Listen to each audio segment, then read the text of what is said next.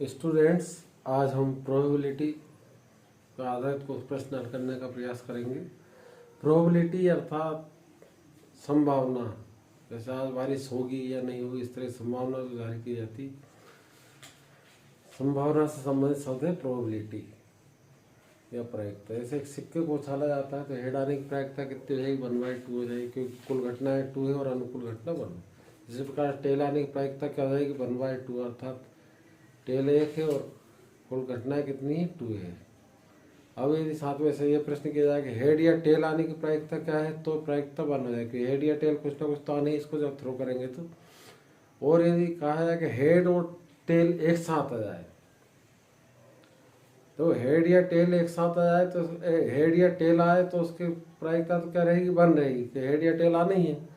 और यदि यदि ये कहा जाए कि हेड और टेल एक साथ आए तो इसकी संभावना असंभव घटना है, तो इसकी संभावना क्या हो जाएगी? प्रोबेबिलिटी क्या हो जाएगी? 0 हो जाएगी, क्योंकि एक सिक्का यदि थ्रो करते हैं तो हेड और टेल एक साथ नहीं आ सकता। अब इस पर आधारित एक प्रश्न हल करने का हम प्रयास करते हैं। एक पासे को एक बार फेंका जाता है तो एक विषम संख्या प्राप्त करने की प्रायिकता क्या है? अब पासे में कुल कितने अंक होते हैं देखते हैं अपन। पासे में डाइस या पासे में कितने अंक होते हैं?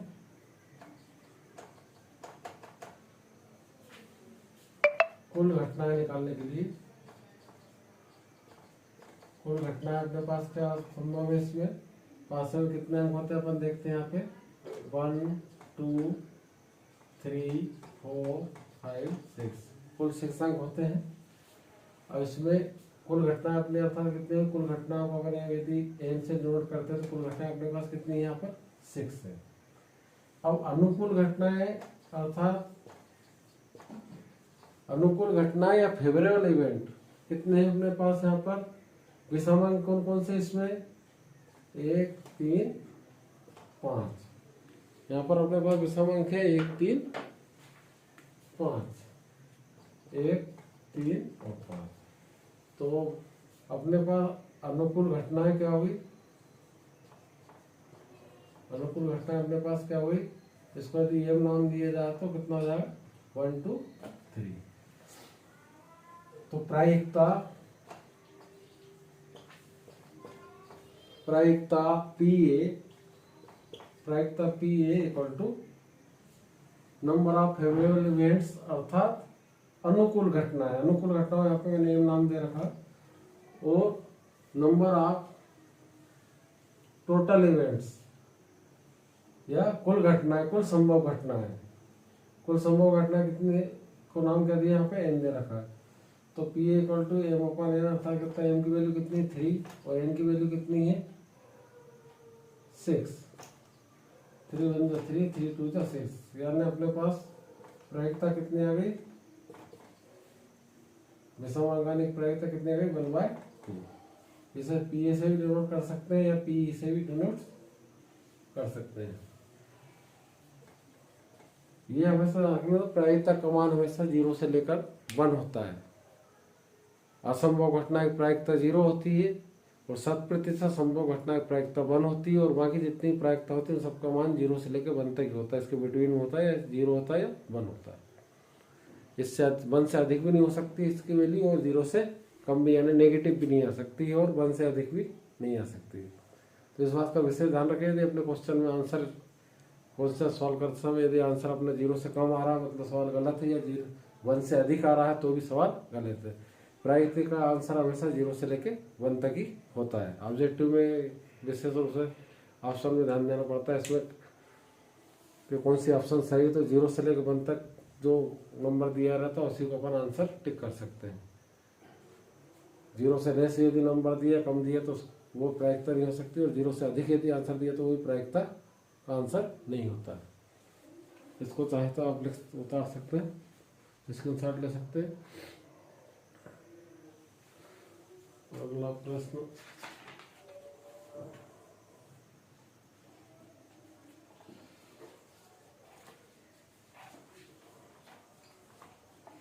अगला प्रश्न है, हरप्रीत 2 भिन्न भिन्न सिक्कों को एक साथ उछालती है।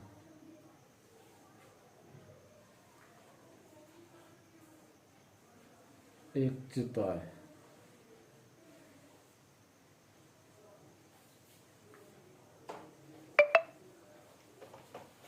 हरप्रीत, पहला क्वेश्चन अपना है हरप्रीत।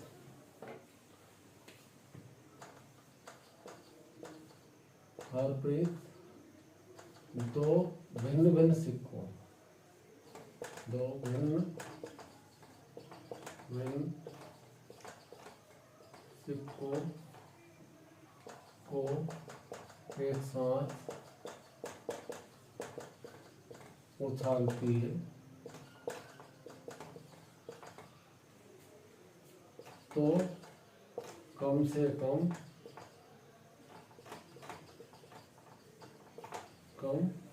एक चित्त आने की प्रायिकता ज्ञात कीजिए। चित्त अर्थात हेड। टू कॉइन्स एकदम थ्रो किए जाएंगे, उसमें चित्त आने की प्रायिकता या हेड आने की प्रायिकता ज्ञात करना है। इस तरह के 2 कॉइनों को एक साथ यदि थ्रो किया जाए तो हेड आने की प्रायिकता ज्ञात करना है। तो इसके आगे हम देखते हैं,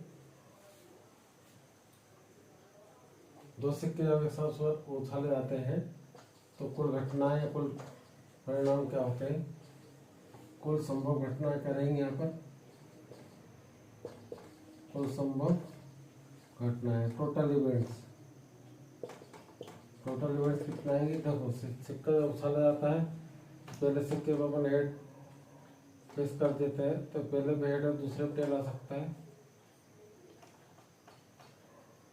या दोनों पहले पे हेड है तो दूसरे पे भी हेड आ सकता है, फिर पहले पे हेड दूसरे पे टेल आ सकता है, या फिर पहले पे टेल दूसरे पे हेड आ सकता है, या दोनों पे टेल आ सकता है। तो इस तरह से कुल कितने इवेंट है इसमें, 2 3 4। तो यहाँ कुल संभव घटना यदि मैं n नाम देता हूँ तो n इक्वल टू कितना अपने पास 4 है।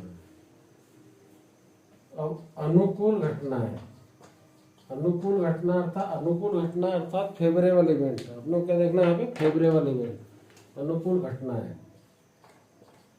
अनुकूल घटनाएं क्या है यहाँ पर अपने पास, अपने को लाना कम से कम एक चित्त अर्थात एक हेड लाना अपने को। हेड वाले कौन कौन से इसमें, जिसमें कम से कम एक हेड हो, कौन कौन सी घटना है, एक एच वाले में एक हेड है, एक चित्त है, एच में भी एक चित्त है, और टी में भी एक चित्त है या हेड है।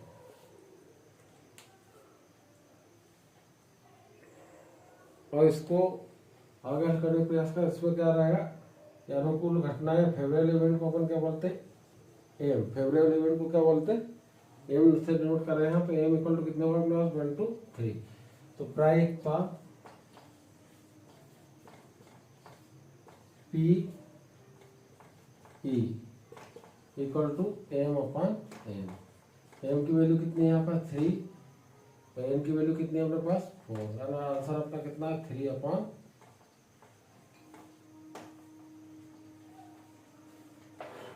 4।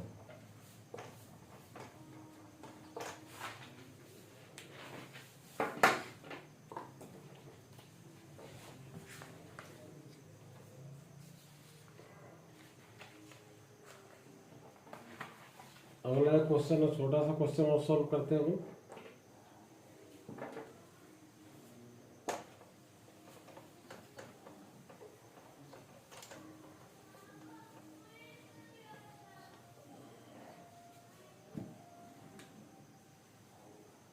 किसी घटना के घटित होने की प्रायिकता, किसी घटना की घटित होने की प्रायिकता P इक्वल टू किसी घटना के घटित होने की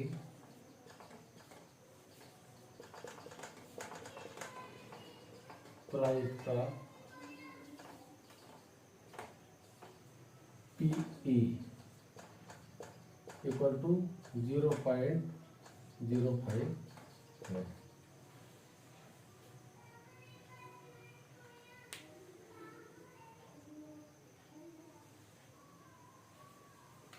तो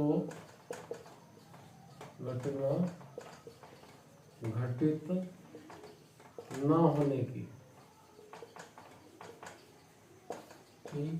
प्रायिकता पी बार ज्ञात कीजिए।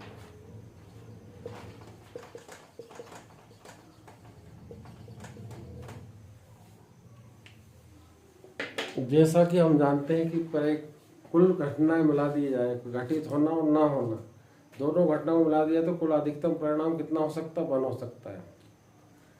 तो यहाँ पे एक परिणाम अपने को दे रखा है घटित, क्या दे रखा है यहाँ पे, पी की वैल्यू दे रखी है यहाँ पे, पी इक्वल टू कितना दिए, 0.05। और घटना ये क्या है, घटना घटित होने वाला, घटित होने वाली घटना, उसकी प्रायिकता है। और ये पी ई बार जो अपने ज्ञात करना है, पी ई बार, ये घटना घटित ना होने के लिए, घटना घटित ना होना, तो इन दोनों का योग कितना होना चाहिए, कुल मिलाकर टोटल घटनाओं का योग कितना आना चाहिए, अपने पास 1 होना चाहिए। यानी अपने पास P E plus P E bar equal to कितना होना चाहिए, टोटल सम कितना होना चाहिए इसका,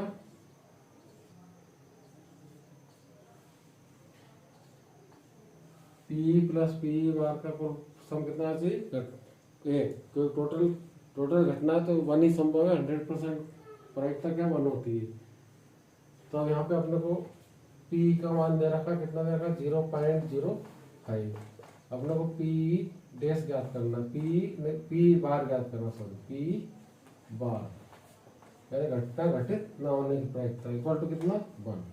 तो पक्षांतर करेंगे, P E bar equal to 1 minus 0.05। अब 1 में से सब्ट्रैक्ट करने विषय धरने के बाद ही 1 के बाद 0.00 लाएंगे, माइनस करके 0.05। ज़्यादातर सब्ट्रैक्ट करने में, घटाने में इस तरह की समस्या आती है। तो 10 में 5 होगा तो 5, या 10 होगा तो यहाँ पे कितना होता है 9, 9 में से 0 होगा तो 9 पॉइंट, या कैरी ले चुके थे यहाँ पे 0, कितना है 0।